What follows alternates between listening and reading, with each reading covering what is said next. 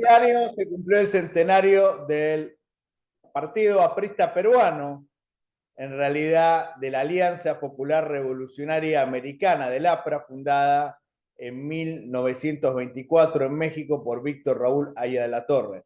Por eso tengo en comunicación a uno de los compañeros de Haya de la Torre, fue diputado en Perú, constituyente, embajador en Italia, y es un formador de cuadros dentro del Partido Aprista, muy querido, muy respetado, un hombre honorable que nunca estuvo inmerso en casos de corrupción, cosa que lamentablemente no se puede decir de algunos dirigentes del Partido de la Estrella. Carlos, muchas gracias por acceder a esta entrevista, muy amable como siempre. Muchas gracias a ti, porque esta es una gran oportunidad para poder saludarte y saludar a quienes te van a escuchar. En realidad, nosotros estamos en este mes conmemorando los 100 años de lo que yo llamaría el inicio del proceso fundacional del APRA, la Alianza Popular Revolucionaria Americana, que es diferente al Partido Aprista Peruano. El Partido Aprista Peruano se funda el 20 de septiembre del año 1930 como sección peruana del APRA.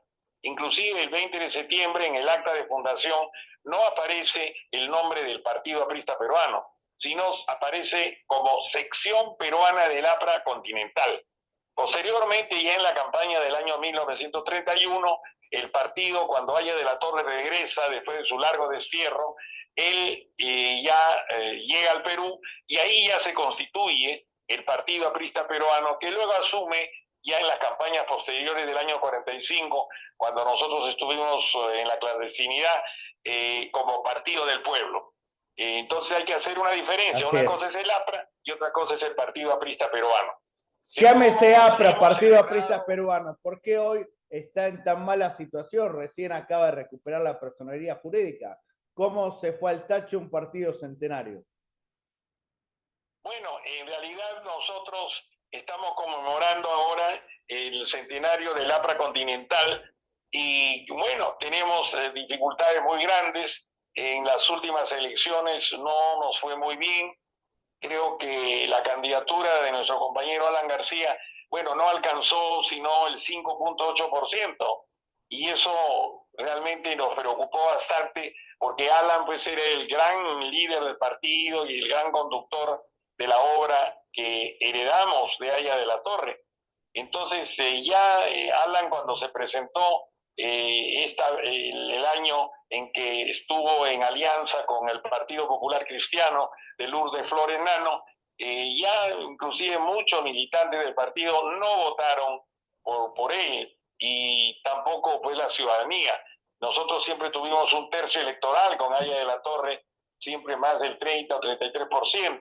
Con Armando Villanueva tuvimos una buena votación, ¿no?, de más del 20%, igualmente con Luis Alba Castro. Pero ya los triunfos que tuvimos con Alan en el año 85 y posteriormente no se pudieron repetir. Entonces, el partido está atravesando una crisis institucional muy grave, ¿no?, sobre la cual no quisiera incidir porque yo acostumbro a tratar esos problemas internamente y no a través de los medios de comunicación. Pero yo sí te podría decir que estamos haciendo un gran esfuerzo para recuperar la credibilidad que hemos perdido. ¿Hay líderes jóvenes, Carlos? ¿Aló? ¿Hay líderes jóvenes en el APRA? Bueno, yo no quisiera mencionar a nadie porque creo que los jóvenes hoy día tienen que formarse. Nosotros hemos tenido siempre una escuela de formación de cuadros. El partido siempre fue un partido escuela. Yo soy fruto de ese partido de escuela, pero un partido dirigido por Haya de la Torre. Nosotros teníamos pues nuestras clases, nuestras lecciones todos los días en la Casa del Pueblo, e inclusive invitarte los días domingos, nosotros nos reuníamos con Haya de la Torre. Pero posteriormente Alan hizo un esfuerzo de reestructuración, de formación de cuadros en el primer gobierno. Pero ya en el segundo gobierno creo que se descuidó mucho eso. Y entonces el partido se convirtió simplemente en una maquinaria electoral, y las pretensiones, las aspiraciones o las ambiciones de algunos hicieron que, bueno, el partido no tuviera ya la posibilidad de formar cuadros nuevos. Hay algunos compañeros jóvenes, yo los conozco, sobre todo en provincias, ¿no? Tengo amigos, compañeros jóvenes que están en Trujillo, en Arequipa, en el Cusco, y por lo tanto hay gente que yo conozco, pero hay que educarlos en el sentido de que primero tienen que prepararse para ser personas capaces de poder ingresar al aparato del Estado. Por ejemplo, yo a los muchachos, por ejemplo, que están con la idea de que pueden ser congresistas, diputados, ¿no? Yo les digo, bueno, pero primero prepárate para ser un buen regidor de tu municipio, o si no, de tu gobierno regional. No, eso es muy importante. No, quieren ser ya de frente y ya quieren ser diputados. Incluso Aya de la Torre decía, joven, prepárate para la lucha y no para el placer.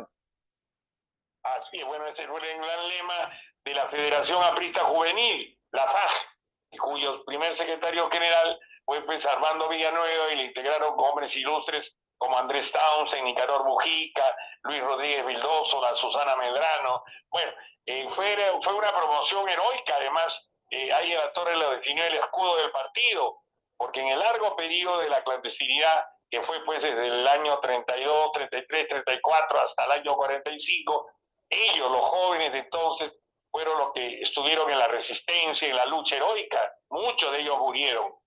Pero yo creo que el hecho de haber estado en el gobierno 2 veces no hace que haya una laxitud.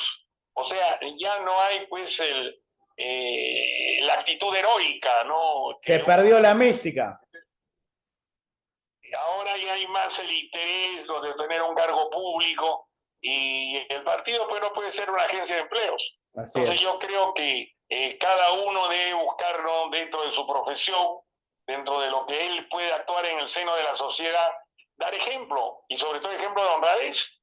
El gran problema del partido aprista peruano es que sus dirigentes están sindicados, bien o mal, cierto o no, como gente que no se ha mantenido dentro de la línea de honradez y honestidad que caracterizó a Aya de la Torre y a la generación fundadora. La última pregunta, Carlos. En el 26 van a ser las elecciones presidenciales. Es muy difícil en un país como Perú saber qué va a pasar de acá a 2 años. ¿Tú piensas que el APRA va a presentar candidatos propios para presidente o va a ir en una alianza? Tú que sabes un poco el manejo interno actual, ¿qué piensas que van a hacer? Bueno, mira, hay un sentimiento generalizado entre los compañeros de que el partido debe ir con sus propios candidatos y con la estrella del APRA. Ese es un criterio. Ahora, hay otros que dicen, bueno, muy bien, pero tendríamos que llegar a un acuerdo con otras fuerzas políticas. Ahora, yo no veo realmente con cuáles fuerzas políticas podríamos llegar a un entendimiento para hacer una alianza o una coalición. Porque el partido, y yo lo repito e insisto, es un partido que Aya de la Torre lo definió siempre como un partido de izquierda democrática, pero de izquierda. Entonces nosotros deberíamos buscar acuerdos con personas que de alguna manera, o partidos o movimientos que estén identificados no con un centro izquierda o con posiciones socialdemócratas, no sé. Pero eso no lo veo, pues no lo veo. No hay en el Perú en este momento una posibilidad así. Nosotros tenemos que diferenciarnos totalmente de la derecha más conservadora y reaccionaria, que aquí tiene sus exponentes, pues en el fujimorismo, la Keiko Fujimori o su padre, que ha salido de la prisión y que quiere todavía, no sé qué es lo que quiere el ex dictador. Y por otro lado hay gente como Rafael López Aliaga, el actual alcalde de Lima, que es un hombre de derecha, pues no, y que no representa los intereses populares. Así que yo no veo en ese lado con quién nos pudiéramos entender. Y por el otro lado, pues tenemos a las variantes comunistas de todos los matices, que entre ellos mismos no se ponen de acuerdo y que no creo que puedan presentar una candidatura. Además, ellos han tenido que hacer un deslinde de las posiciones más extremistas, ¿no?, que existen en América Latina.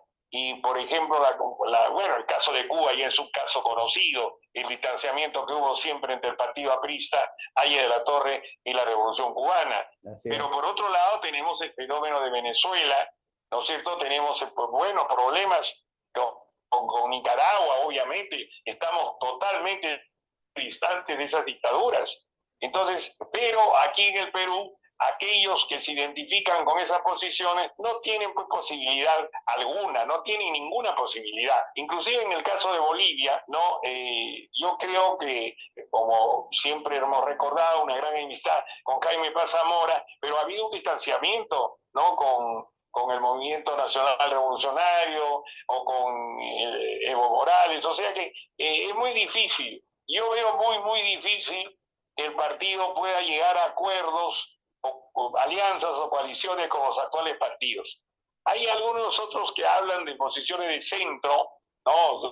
He visto, por ejemplo, que recientemente el general Quiabra, que es un general prestigioso que tiene un pasado de, bueno, la guerra del CENEPA, el tema del Ecuador, bueno, es una buena persona, él se define como un hombre de centro, bueno, pero no tiene un partido pues organizado, ¿no? Hay otras personas como Jorge Nieto Montesinos, que viene de posiciones izquierdistas, radicales, pero después es un socialdemócrata, ha fundado su propio partido, que es por el pueblo, bueno, del buen gobierno, pero no tienen organización, pues porque aquí lo que sucede es que hay muchos vientres de alquiler, o sea, partidos que solamente aparecen en vísperas de una elección, y eso pues es muy negativo. Nosotros tenemos que defender la institucionalidad democrática y debemos defender la existencia de los partidos políticos,